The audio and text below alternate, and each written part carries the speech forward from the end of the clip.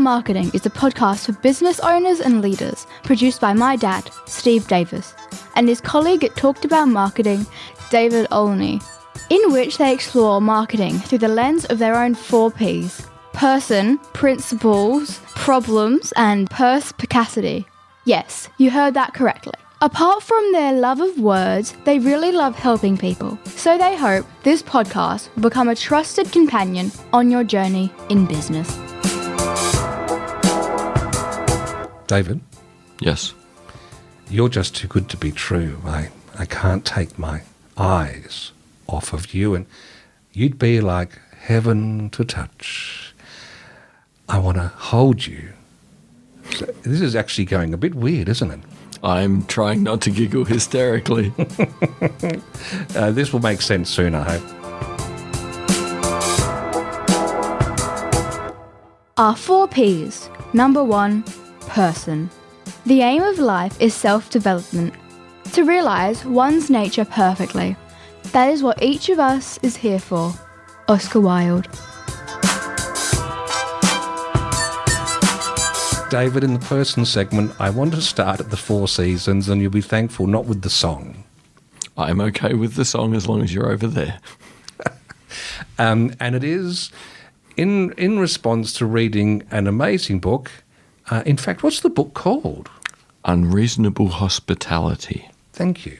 Unreasonable Hospitality by Will Guidara. That's how I'm pronouncing his name. Have you heard it pronounced any differently? No, that's as good as I can manage to. Yeah. So Will is, he's a force within the hospitality world. They had 11 Madison Place, really famous restaurant, was dubbed the best restaurant in the world, among other things. But before we get into that, into the principal segment, because there's so much that we can learn from him, we want to actually learn from his story. And David, I think it really touched you. You remembered it fondly, this story of something that happened when he was 12 years old at the Four Seasons restaurant in New York. Do you want to paint a picture for us? Absolutely. I'll go back a little bit earlier. So Will's dad is a successful chef who got into restaurant management, and his mum was an airline stewardess. In the era they were called stewardesses. So we can tell this is the 70s. Yep. And Will's mum had some health crises, resulting in surgery, resulting in becoming quadriplegic. So Will's childhood was not the easiest thing in the world. He was trying to be helpful and step up. But for his 12th birthday, his dad took him to the Four Seasons, one of the best restaurants in America. At that point, a very good restaurant, maybe not perhaps one of the best restaurants in the world. And his dad had got him a beautiful blue blazer and a crisp shirt, so he looked right in the environment, and Will was utterly blown away that here he wasn't a 12-year-old child. Here he was a guest being treated, like every other guest, like someone who mattered. And at one point during the dinner, he dropped his napkin, and he was about to dive off his chair and grab it. And the server said, "Sir, don't worry about it," and just got him a new one. Gave him the new one, and then picked up the one that fell on the floor. It was no big deal. He wasn't made to feel like a 12-year-old who'd done something stupid in an amazing environment. And Will makes the point in the book, that is when he realised he wanted to, work in, own, be a part of a restaurant like the Four Seasons that provided amazing hospitality. And from that moment onwards, he was inspired to get there. He was excited about the idea from watching his dad work, but he got a whole new sense of his future when he went to the Four Seasons for his birthday. And the reason that we're sharing this in the person segment is that story of that moment, that aha moment of now I know what it is that I must do, is something that many of the business people we mix with have had. Not everyone, but I think the lucky ones in a way, because they have this inner sense of energy that sees them through all sorts of things. And as we were planning this, David, it reminded me that I had that moment for my initial career in radio when I was 12, which I just realised the same age as Will in that book. I was at home on my bed listening to 5AD, and it was a Saturday afternoon from memory, there was a crossfade from Deep Purple, Smoke on the Water, into racy Oh Carol. And just think about that for a moment. That's one of the world's worst crossfades you'll ever hear in your life. And I thought to myself, wow, that would be an easy job, and you'd get the girls. That's what I want to be. So it's not profound like Will's, but gee, it stuck. And no one, teachers who thought I could fly to the moon, none of them could talk me out of this idea I had. So much so that it was year 11, he had to put down 3 careers so the career counsellor could talk to you. And I said, I only want to do a radio announcer. They said, no, you've got to write down 3. I said, I only want to be, they write down 3.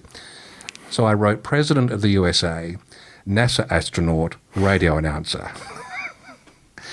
So of course then I got into radio. That was my first career. Had 18 beautiful years doing that full on. It was excellent.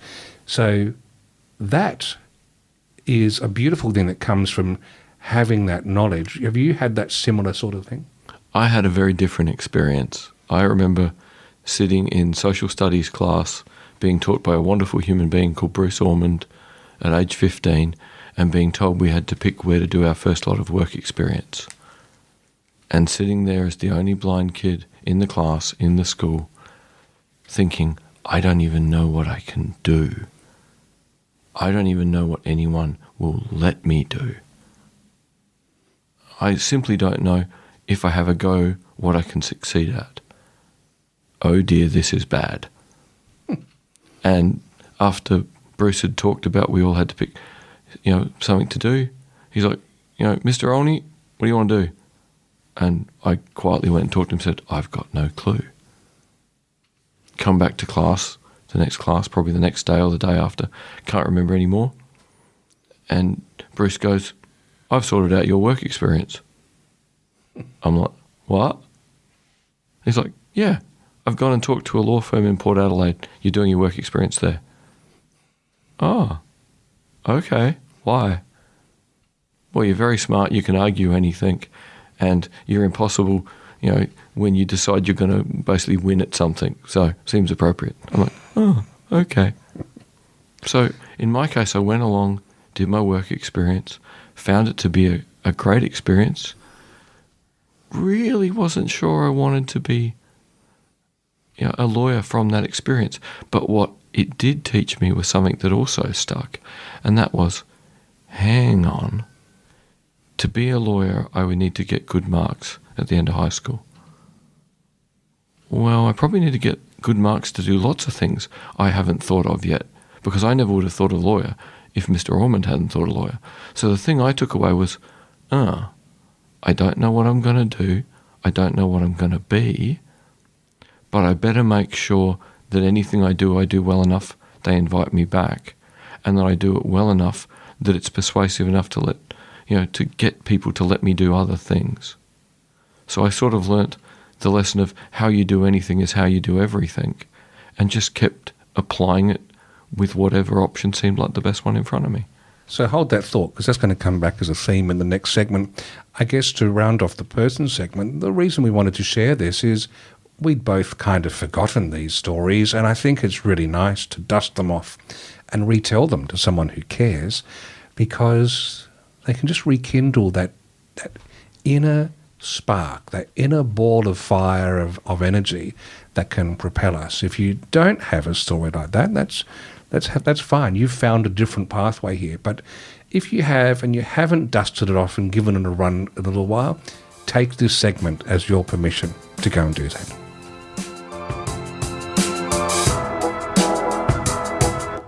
Our 4 Ps.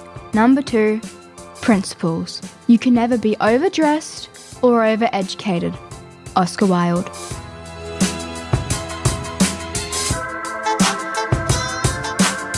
Will Guidara, one of the things that he makes very clear in his whole journey of running 11 Madison Place is intentionality in service.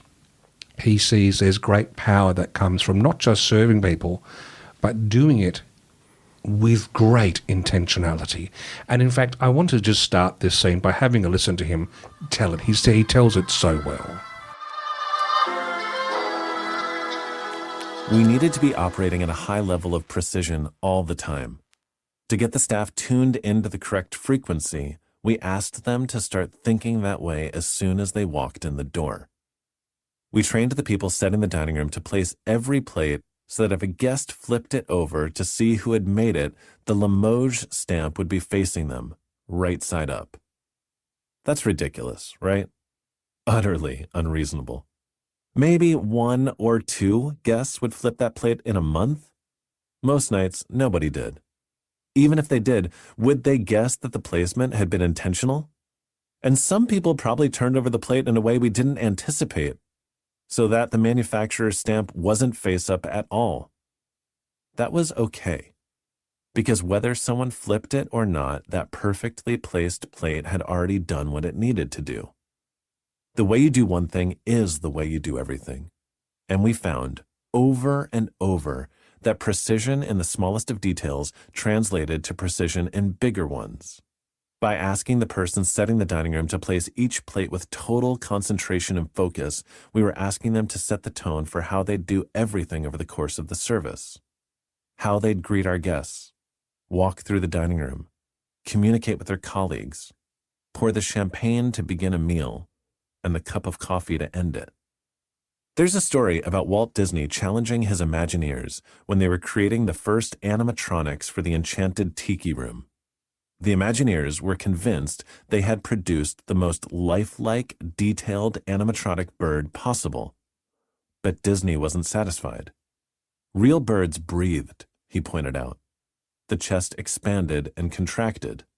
This bird wasn't breathing. Frustrated, the Imagineers reminded him there would be hundreds of distracting elements in the tiki room, including waterfalls, light, smoke, totem poles, and singing flowers. Nobody was going to notice a single bird, whether it was breathing or not. To which Disney responded, "People can feel perfection. Maybe people don't notice every single individual detail, but in aggregate, they're powerful. In any great business, most of the details you closely attend to are ones that only a tiny, tiny percentage of people will notice. But if I could institute a system that demanded that the entire team think carefully about even the most rudimentary of tasks, I was creating a world in which intention was the standard, and our guests could feel it." Wow, there is a lot there, but do you concur, David, with his rationale that making sure the plates were put there in a way that if a guest picked them up, that the logo would be the right way, depending on how they picked them up, etc., and whether or not they did, there was still value in adhering to that? Does that resonate with you? Absolutely. Like, this is something I worked out for myself, as I said in the previous segment, but for me, the first time I really saw this in an absolute, all of an environment was when I started training people within Special Operations Command, where everyone did everything properly. And I'd be living in an officer's mess for a week, training very capable people for a week in a world where everything was done precisely, because by doing it precisely, it made everyone else's day easier and better. And being in that bubble, realizing it's not just a bubble you can have on your own, that it's a bubble you can have with hundreds of other people. I can see why it's so intoxicating when you're in a culture that works in that way.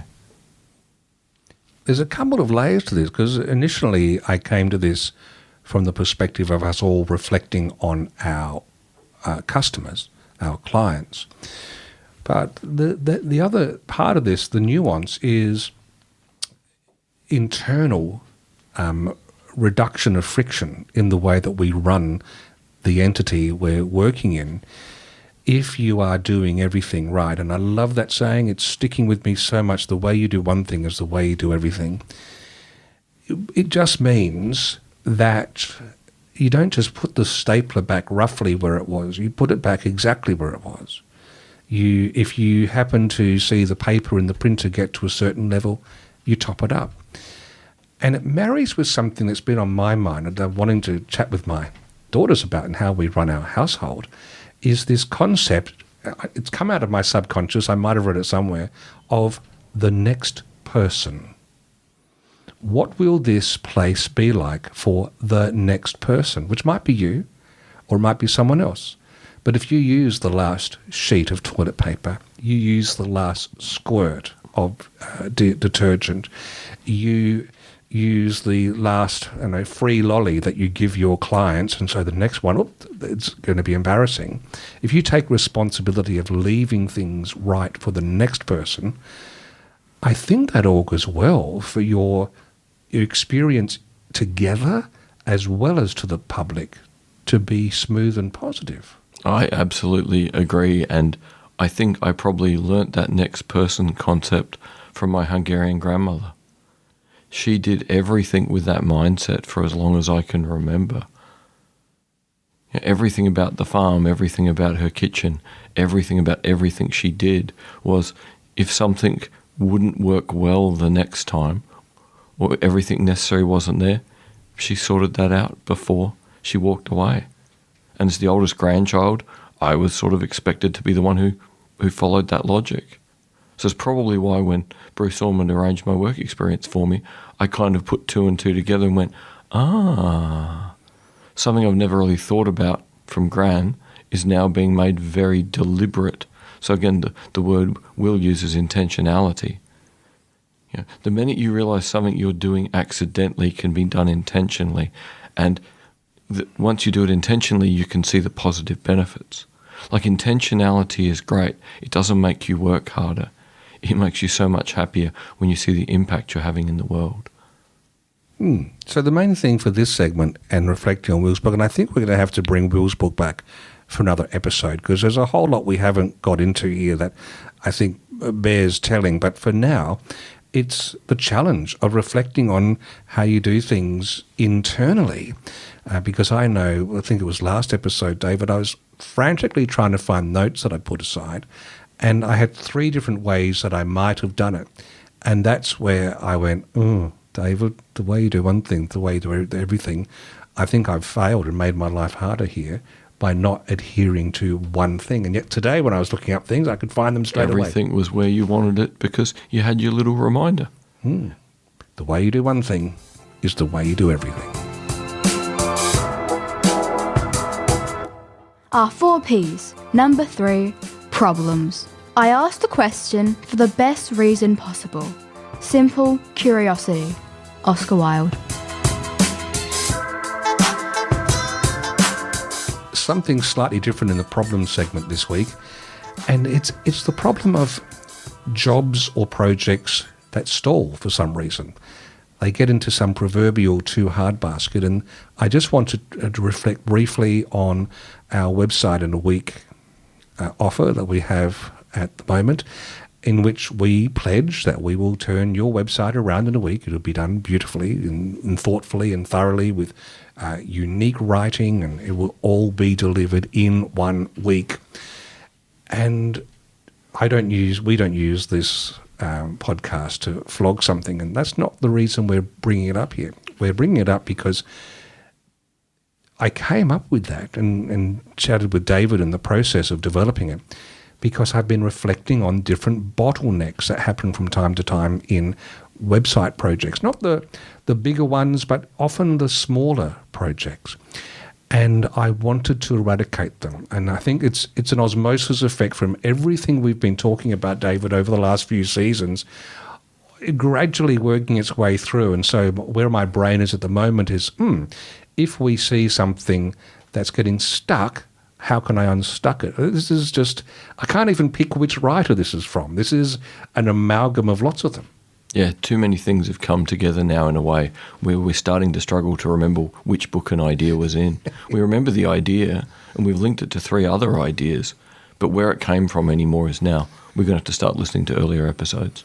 So the thing about the website in a week offer is the blank page problem was one of the things I was trying to deal with. And that's where, to keep costs down for people with these websites, I would often have said to people, look, we can make sure we can build it properly, we can put your content in, and you're welcome to craft your own content. You know your story, you know your business, and that way you don't have to pay for us to write it. Stupid in a way, David, because writing is one of the things we do, but it was a competing set of values in me. One of them was help the client save money. And the other one, of course, is let me loose, I want to write. It's arresting. If you'd met me years ago, you would have slapped my face a few times, wouldn't you? No, first time we met for podcasting, you said, I love the sound of my own voice. I just love talking to a microphone. You made it very clear very quickly that it's just your happy place. And it's not love of the sound of your own voice. It's love of words and communicating and making people smile. You love to write not so you can go, wow, look how clever I am. It's, wow, look at the alliteration. Look at the impact. Well, what I ended up doing was letting people suffer through paralysis because they'd sit at their blank sheet and then I'd wonder why I hadn't heard from them for many weeks. And so that's one of the aspects of Website in a Week is to say, you know what, don't worry about that. I will interview you. Give me 30 minutes of your time. I'll interview you. I'll get everything I need to make that happen. Take it off your plate. The other one was the deadline dilemma, where I also didn't want to be that obnoxious human bearing down on people, cracking the whip to meet a deadline, and that's bitten me in the backside because what happens is it keeps getting put off and put off and put off. Again, David, I needed your face slap. Well, we needed to read books like Donald Miller and Blair Enns and go, we're the expert and we have to provide the simple 3 to 5 point plan. So we did. We did, but we should have also put a deadline in it as well. That's a work in progress. Yeah, but that's one of the things that this is designed to deal with, is we all agree up front that this is going to happen. Don't take your time. We're going to make sure it's done. And the other one is we might have actually got everything done, but we still need the client, and this hasn't changed. The client has to give approval that this is ready to go live. And then we hit the perfection trap. I'm not sure if it's 100% yet, or I've just seen a competitor try this and I'm wondering if we should try that. And this is a different flavour of something that can impact some people and hold them back for a myriad other reasons, and probably internally, that is self-doubt, all those sorts, imposter syndrome, I can't look that good.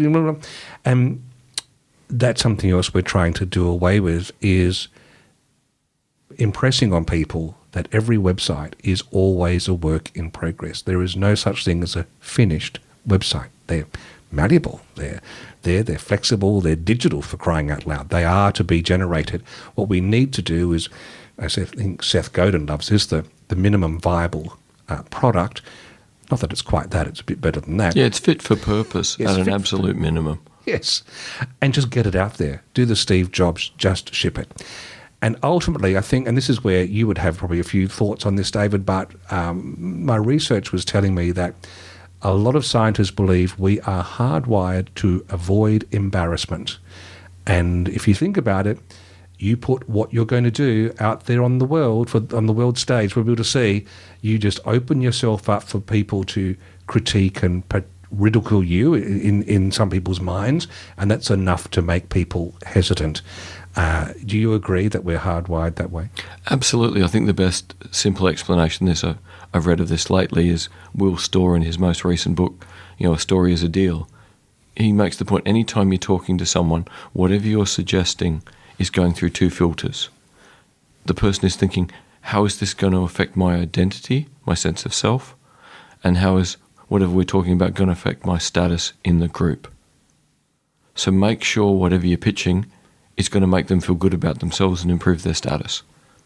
So, Website in a Week, where we use our expertise, we give you something that's good enough to get you going and will only get better over time.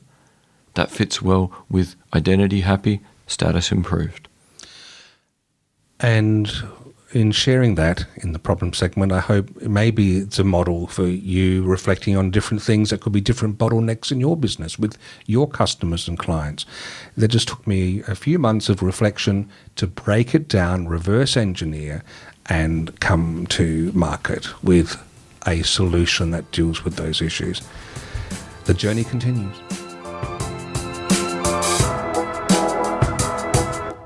Our 4 Ps. Number 4. Perspicacity. The one duty we owe to history is to rewrite it. Oscar Wilde.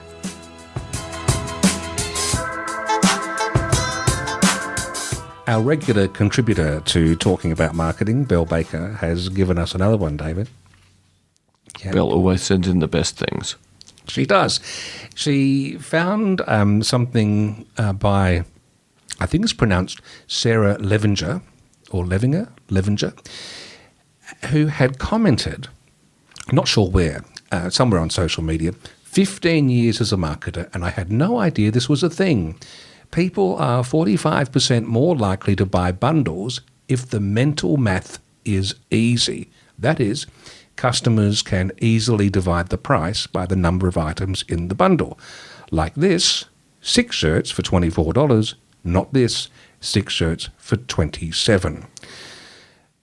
I reflected on that for just a moment because my intuition was that people are less and less doing mental mathematics these days because the digital devices we've got do them for us. And so I'm not sure how relevant that would be in this age. What do you think, David? I think any person who whips out a piece of paper and a pencil and does the maths to work out, oh, it's this value, this price, oh, it's a good deal, can probably do the maths in their head. And anyone else is going to decide whether they like the shirts or not. I think we're in an era where the technology means we're not going to work it out ourselves. But maybe if inflation keeps being an issue and scarcity keeps becoming an issue, it would be in our interest to say, $4 per shirt if you buy the bundle of 6. So it's up to us to be better communicators either way. Yeah, and not actually making it obfuscating, not making it harder for people. Just tell them they're $4 each. Yeah. Or do what the Woolies and the big supermarkets do. They're $4 each, or buy 6 for $27. Yeah. And suck people in that way. So that's one aspect. And I feel like that might have been a thing, but I think it's less of a thing as we outsource the use of our brain to electrical devices. But it did remind me, when Belle sent this in, of something else I remember in my early days of marketing, the price denomination effect, which basically means if you think of all the notes, the different denominations of notes we had, like in the old days, 1 and 2, but now $5 note, $10 note, 20, 50, 100. The theory within marketing is if the price of your product sits just up but within one of those note denominations, you get away with it. People are much more likely, if they were going to buy, to go ahead and purchase your product. If it's gone over $21.50, then it just causes a little bit of concern. David, we're not using as much cash money these days. Do we also spell, and this is the perspicacity segment where we look at things, how things stand the test of time, do you think the days are numbered or gone for the price denomination effect? Certainly numbered. I think the big issue people focus on now is not necessarily that price point, is it above any of those denominations? Because I know a lot of people who haven't handled banknotes since COVID. So some people are now 5 years into not handling money. I think the big issue is now going, what's the surcharge for using my credit card or using my phone to pay for this? Are you going to charge me another how many percent? So I think that's more interesting to people than does it cross some barrier of a physical denominator. So there you go. I think we've made the decision, haven't we, David, with the judgment that those math-based and note denomination-based theories have probably had their day. Just communicate better. Oh, and I suppose you want change for that, don't you? Probably, but not rattly coins because I've got nowhere to put them anymore.